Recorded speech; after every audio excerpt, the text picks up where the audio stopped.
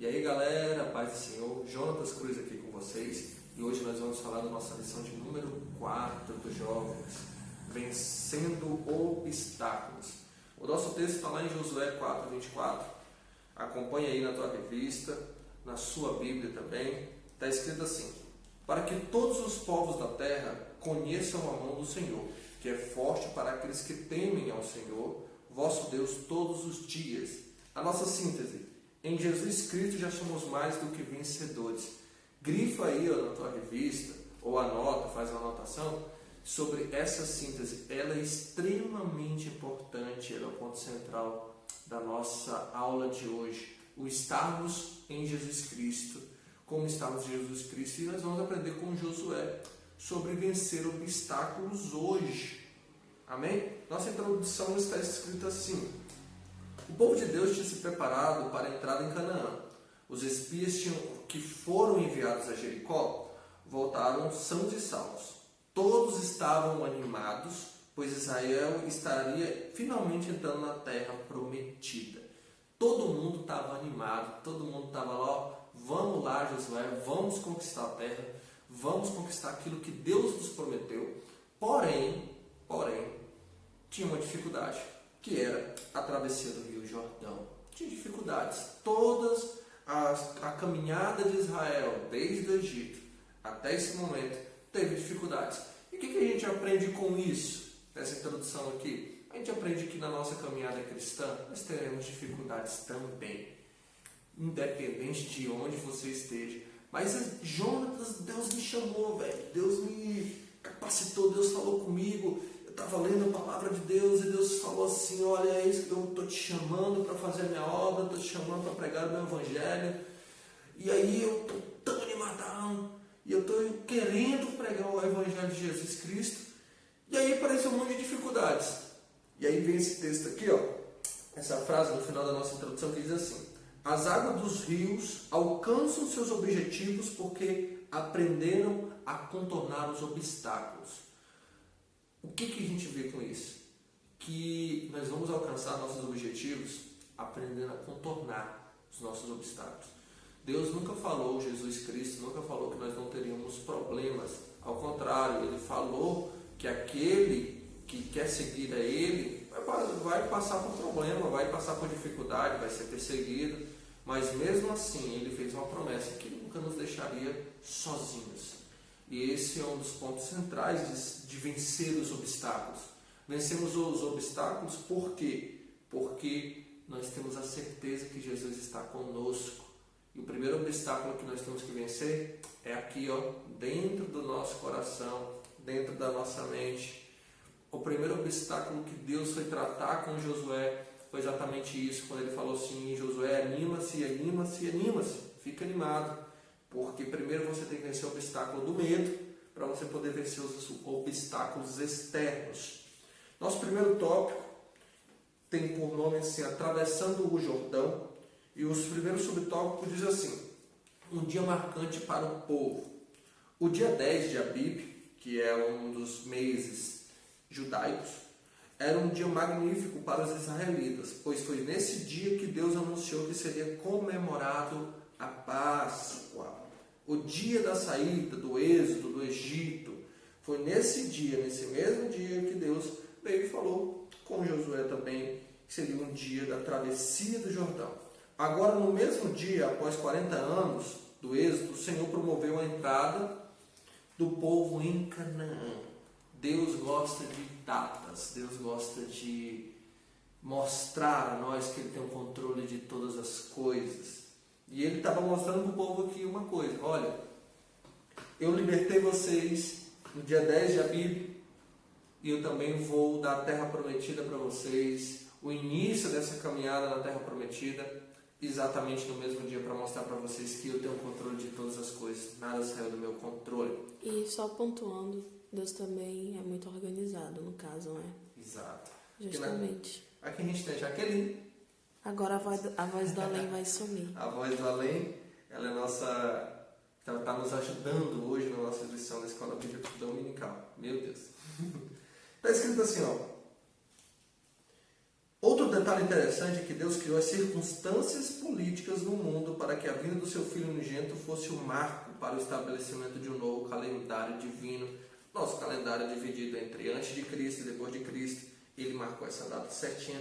E aí nos dá um negócio no nosso coração assim, uma alegria, até nesses tempos de crise. Por quê? Sabemos que Deus tem o controle de todas as coisas. E esses obstáculos que você e eu estamos enfrentando, que nós estamos enfrentando, pode ter uma certeza de uma coisa: Deus está no controle. Então não te preocupa, entrega a tua vida ao Senhor, entrega o teu coração a Deus, para que você venha viver a plenitude da presença do Senhor. O Cordeiro de Deus que tira o pecado do mundo durante a Páscoa, séculos depois, seria imolado. Outro detalhe interessante é que tudo isso é uma sombra.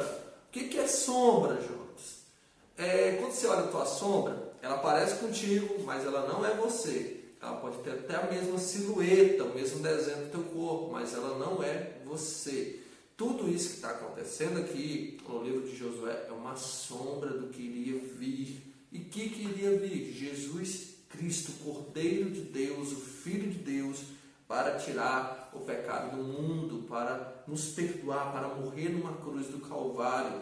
E tudo isso é uma demonstração, a gente pode até chamar assim de spoiler, um spoiler de Deus, dizendo assim: olha, eu tenho um plano que vai acontecer daqui a um tempo, daqui a alguns séculos, e se prepara que eu vou salvar vocês, que eu vou libertar a humanidade do pecado. Segundo subtópico, a arca do concerto aponta o caminho a seguir. Durante 40 anos, Deus guiou seu povo por intermédio de uma nuvem ou coluna de fogo. Agora, porém, os hebreus seriam guiados pela arca do concerto, que era levada pelos sacerdotes levitas. E aí você deve estar se perguntando o que é a arca do concerto. A arca do concerto, mais conhecida como arca da aliança, era onde tinha a palavra de Deus, as tábuas da lei, tinha o cajado de Arão, tinha uma porção do maná. Era onde também era o símbolo do tabernáculo, que era o templo móvel daquela época, já que o povo estava numa caminhada, então eles precisavam de um templo móvel. Era o símbolo da presença de Deus. Então, aonde tinha a arca, simbolizava a presença de Deus.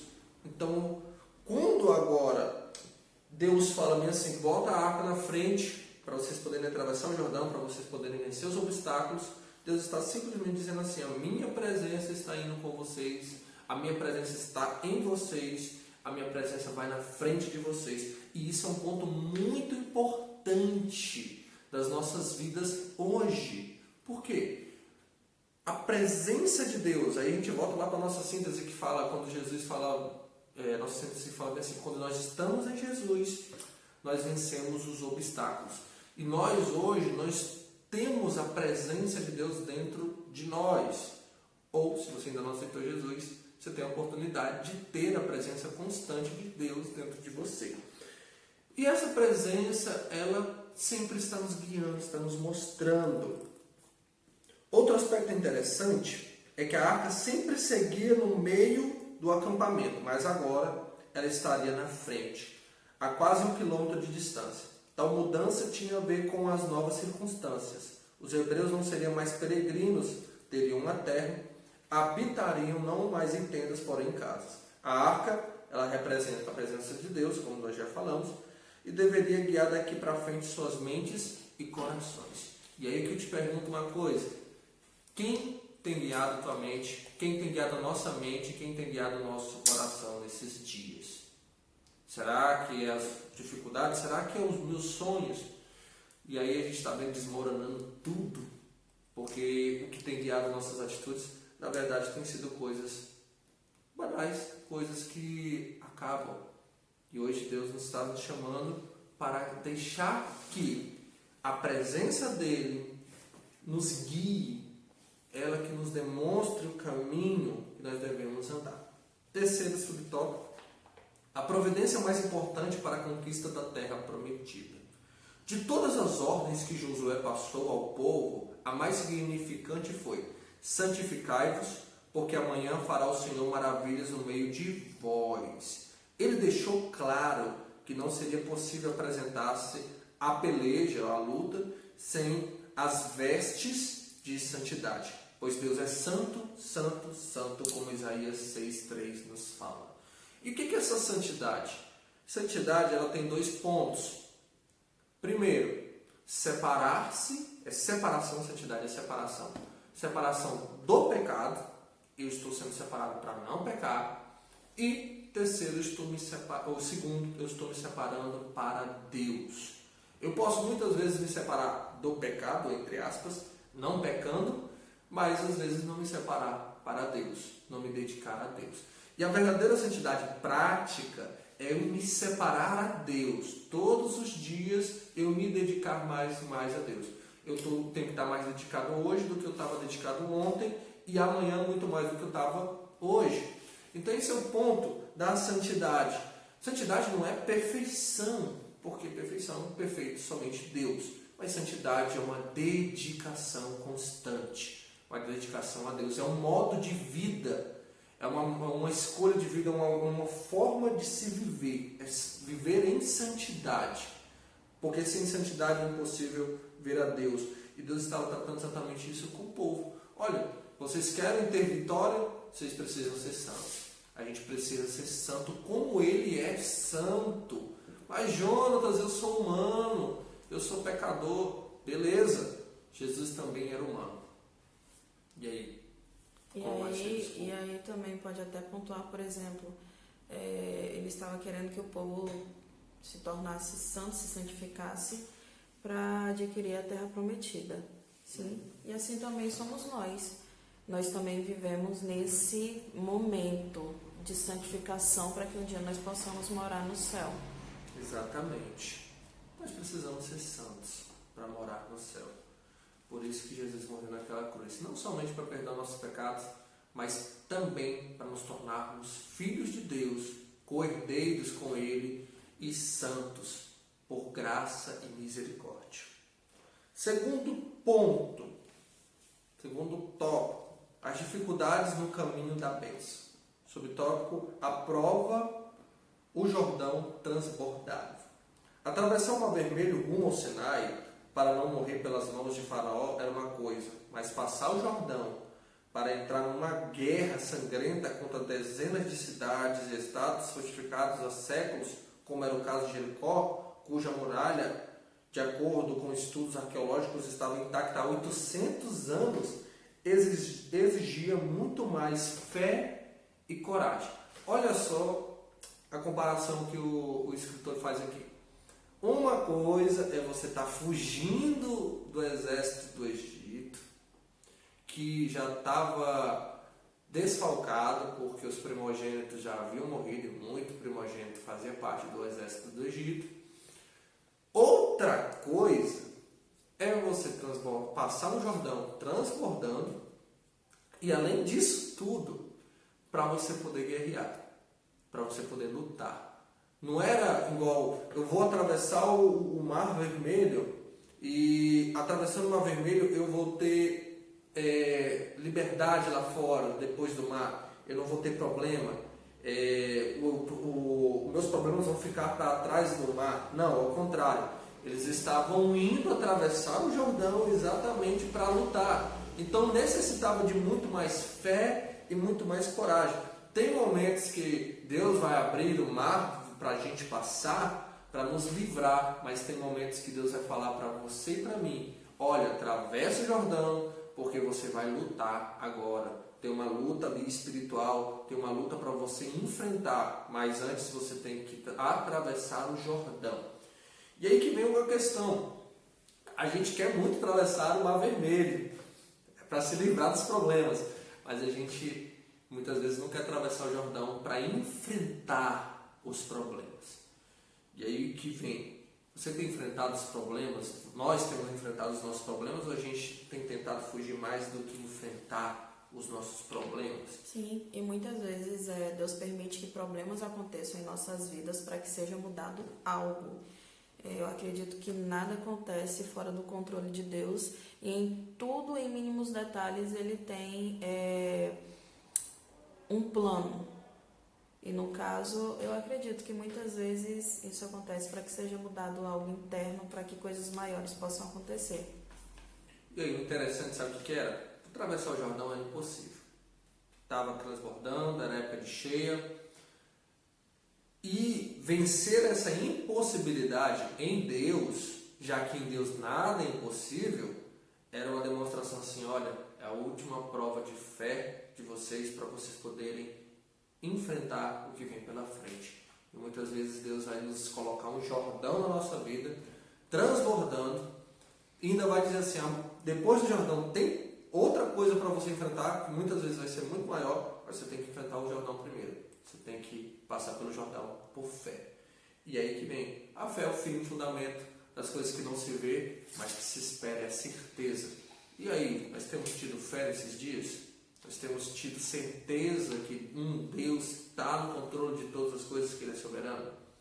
Segundo subtópico, a bênção, tempo da ceifa. Os israelitas chegaram a Canaã no tempo da bênção, pois naqueles dias estavam sendo colhidos abundantes frutos.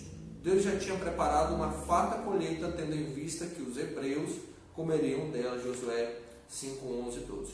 O Senhor surpreende o seu povo com frequência, pois enquanto os israelitas se preparavam para atravessar o Jordão, Deus do outro lado aprontava um faustuoso banquete de boas-vindas para os seus filhos. Cara, olha só que top! Aí o povo só olhava o Jordão, até porque não tinha como você ver do outro lado, né? E Deus já estava preparando um banquete do outro lado para o povo, para atravessar o Jordão. Imagina só eu e você, diante de um Jordão transbordando, Deus falando que depois desse Jordão tem uma terra prometida, mas vai ter que ser conquistada. Mas em nenhum momento Deus fala assim, olha, tem um banquete preparado para vocês lá. E muitas vezes Deus nos surpreende assim. Deus está esperando que nossa fé ela brote, mas que ela dê frutos, que ela floresça. E do outro lado já tem uma providência dele para nossas vidas. E às vezes a gente não atravessa e não vive essa providência de Deus exatamente por quê? Porque nos faltou fé. Faltou fé para a gente atravessar um Jordão da nossa vida aí e enfrentar as coisas que temos que enfrentar. E acabamos não vivendo a providência de Deus e aí não tendo mais intimidade com Ele, porque nos falta fé. E o que está faltando na nossa geração hoje é muito fé, galera. A gente está precisando de fé mesmo, a fé com força, para que a gente possa vencer os obstáculos, vencer as dificuldades que está se levantando aí para o povo de Deus. Olha só, Deus provou o seu povo no deserto para que fosse digno de experimentar das finas iguarias da terra prometida. Sem dúvida, a dieta deles, doravante, seria muito melhor do que aquela disponibilizada de graça pelos egípcios. De graça, né? Êxodo 3, 7. Sabemos que há um tempo para todas as coisas, por esse motivo o cristão deve esperar com paciência no Senhor. Salmos 41. E aí que você vê que o povo aqui já não está mais reclamando, igual estava nos textos passados, nos textos de Êxodo, onde eles falam bem assim, Moisés, a gente está com saudade do cheiro verde, está com saudade da cebolinha, da comida do Egito, que o povo dava. O povo estava tão voltado ao Egito ainda no coração quando estava andando no deserto, que estava com saudade de ser escravo, velho. Olha só. E muitas vezes a gente tem esse tipo de saudade meio loucas na vida. E a gente quer falar assim, cara, que saudade da época que não era crente, eu podia fazer isso, eu podia fazer aquilo. Ninguém me perseguia. Ninguém me perseguia. Poxa, eu podia me divertir. Todo mundo me aceitava como eu era. Todo mundo me aceitava como eu era. E realmente, muitas vezes, quando nós voltamos para a igreja, existe uma fase de mudança que muitas vezes muitas pessoas não entendem. E aí é onde surgem esses pensamentos, principalmente durante a juventude aí, que geralmente é aquele momento onde você está tentando muitas vezes se encontrar ainda, não sabe quem é, né? Não sabe muitas vezes quem é, o que quer, qual o meu chamado, o que Deus quer comigo. E muitas vezes nesses momentos a gente toma algumas decisões erradas, é fato. Então, existe esse pensamento. Esse pensamento. E aí que vem a questão. Deus te ama, Deus te escolheu, Deus te chamou mesmo assim. Deus nos chamou mesmo sendo esses miseráveis, pecadores. Terceiro ponto, um evento para não esquecer. Primeiro subtópico, o memorial de Deus. Deus falou a Josué 4:1, para que chamasse um homem de cada tribo, a fim de que tomasse uma pedra do leito do rio, e eles disse o memorial em Gilgal, para que no futuro, quando os filhos dos hebreus perguntassem o que significavam aquelas pedras, eles narrassem a história da travessia do Rio Jordão para a glória de Deus. O lugar da impossibilidade na vida do crente é o lugar da vitória. Por isso, Deus mandou que tomassem as pedras do meio do Jordão. Cara, o lugar da impossibilidade, olha só, o lugar que foi impossível para o povo, eles olharam para o Jordão, não tem como atravessar, foi um lugar que Deus dá um memorial para eles, é um lugar de perfeição. E Deus fala bem assim, olha, pega essas pedras, você vai botar essas pedras e você vai falar assim, ei, meus filhos, galera, meus amigos, isso aqui é para vocês lembrarem que Deus nos deu uma vitória no Jordão, Deus nos abençoou, Deus deu o seu joinha, o seu ok para nós atravessarmos o Jordão e possuirmos a terra prometida, a terra que Ele nos prometeu ao nosso pai Abraão. E a gente precisa de memoriais, a gente precisa de lembranças. Pensa no povo que esquece, somos nós. Nós esquecemos muitas vezes das providências de Deus. Quantas vezes você e eu estamos desesperados e a gente precisa somente lembrar de uma coisinha que Deus fez em nossas vidas, nem na vida dos outros, mas em nossas vidas, para que a nossa fé seja avivada, pegue fogo novamente, né? Esquente novamente, porque às vezes a gente esquece. As lutas vêm, as dificuldades vêm, principalmente nesses tempos de crise que a gente está vivendo. Nós esquecemos das providências de Deus para as nossas vidas. Nós esquecemos das experiências que Deus teve conosco, que nós tivemos com Deus. Então, está na hora de você dar uma olhadinha aí para trás, na tua história, e lembrar do que Deus fez com você. O que Deus fez conosco foi muito maior. Só o fato dele ter perdoado os nossos pecados, dele ter nos aceito como filhos, mesmo sendo tão pecadores, e mesmo assim, depois disso, errarmos tanto, e mesmo assim ele nos perdoar, já é uma obra estupenda, já é uma coisa que foge da linha. O segundo subtópico, o memorial de Josué. Josué, por seu turno, também decidiu levantar outro memorial, sendo que essa ficaria dentro do leito do rio, no local onde os sacerdotes seguravam a arca do conselho. Tempos depois, não se sabe quando, por ocasião do registro do episódio, aquelas pedras ainda resistiam à corrente do Jordão. Havia naquele lugar, na verdade, um lajedo com pedras soldas, que somente Deus conhecia, pois as águas do Jordão estavam barrentas. Aqueles 2 montes de pedras testemunhavam que as 12 tribos estavam unidas e estariam em Canaã juntas em um mesmo ideal. E aí que a gente fala sobre isso? Comunhão. O que nós precisamos? Um dos símbolos de estarmos em Cristo, da nossa síntese lá, e vencermos os obstáculos, é estarmos em comunhão. E como tem estado a nossa comunhão nesses dias? Será que temos tido comunhão com as pessoas? Será que temos tido relacionamento? Como é que o nosso relacionamento está? O nosso relacionamento era retido só aos encontros nas igrejas. Nosso relacionamento tem que ser muito maior do que isso. Tem que ser uma coisa ligada por um ponto central, que é crer em Jesus Cristo como o nosso único e verdadeiro Salvador. E a nossa comunhão vem desse crer. Eu tenho comunhão com os outros, com as outras pessoas que creem que Jesus Cristo é o verdadeiro Salvador. E aí que vem a questão.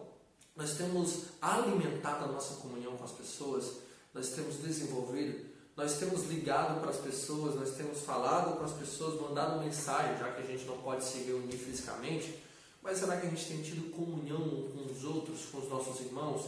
Comunhão, ela é um ponto central. Um dos símbolos de que nós somos filhos de Deus não é os dons espirituais, apesar de fazer parte, não era falar em línguas, apesar de fazer parte, mas um dos símbolos centrais de que somos igreja de Cristo é que nós temos comunhão com os outros. Nós tratamos uns aos outros como irmãos. Isso é comunhão. É sentir a dor do outro, é compartilhar. Isso é demonstrar que o amor de Cristo está dentro de nós, que é verdadeiro, que não é só uma coisa aí de modinha, mas que é uma coisa que está dentro de nós, que foi produzida por Jesus Cristo. E muitas vezes a gente tem que entender também que esses momentos de crise, eles vêm muito para externar em nós o que realmente existe. Está dentro do nosso coração. O que está dentro do nosso coração, que muitas vezes pelo fato de nós estarmos indo para a igreja, ouvindo a palavra, muitas coisas se tornam internas em que muitas vezes nós escondemos ou às vezes nem percebemos. E quando tem esse momento de crise é quando isso se torna externo. Então é Deus chamando, é Deus falando, olha, isso precisa mudar, isso precisa ser mudado. É Deus pontuando em nossas vidas as áreas que precisam ser modificadas. Tem um pensador que ele falou o seguinte: para você poder tirar um perfume de uma rosa, de uma flor, você tem que amassar ela, você pegar a essência. E esses tempos de crise, sabe o que ele faz conosco? Usar massa para que nossa essência saia, para que a gente venha descobrir quem somos de verdade, que às vezes nem nós sabemos. Terceiro subtópico, o propósito dos memoriais. Josué explicou que as gerações futuras, por meio dos memoriais, deveriam saber o que Deus fez no passado. Ou seja, eles foram erguidos para a glória de Deus, nunca para a do homem, mas sempre nos alegramos com os homens a quem Deus usa. Os memoriais são para a glória de Deus, única e exclusivamente. Claro que nós nos alegramos, nós vemos grandes homens de Deus, nossas experiências que nós temos com Deus nos alegra também, as experiências que os nossos amigos têm com Deus nos alegra também, mas uma coisa muito interessante é que o intuito principal disso é para a glória de Deus. E aí que eu vou te falar, uma coisa que Deus colocou no meu coração. Deus está no controle de tudo. E se estamos em Jesus Cristo, nós temos que nos alegrar com esse fato, que Deus vai nos dar força para transpor os obstáculos, para contornar os obstáculos, assim como aquela frase no início fala, que os rios transpõem e vencem os obstáculos. Muitas vezes ele não vai passar por cima, ele vai dar só uma voltinha e vai vencer. E isso vai ficar de memorial, para você contar para as outras pessoas, para os teus amigos, para aqueles que não são cristãos ainda, para falar assim, olha, Deus me deu força mesmo no meio das crises, mesmo no meio das dificuldades. Conclusão: a travessia dos filhos de Israel pelo Jordão constituiu-se em um marco histórico para os hebreus, pois demonstrava a boa vontade de Deus para com seu povo ao conceder uma terra que mandava leite e mel. Esse evento nunca deveria ser esquecido por aqueles que passavam aos pés enxutos, assim como a geração futura e também por aqueles que eram inimigos de Israel. Com visão espiritual aguçada e fé, todos os obstáculos naturais serão transportados para a glória de Deus.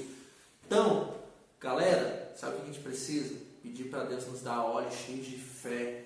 Pedir para Deus, igual os discípulos pediram, enche o meu coração com fé para vencer esses obstáculos, para vencer essas dificuldades que têm se levantado na minha vida, dentro de mim ou fora. Nós precisamos ter uma certeza: se estamos em Cristo Jesus, nós iremos vencer os obstáculos.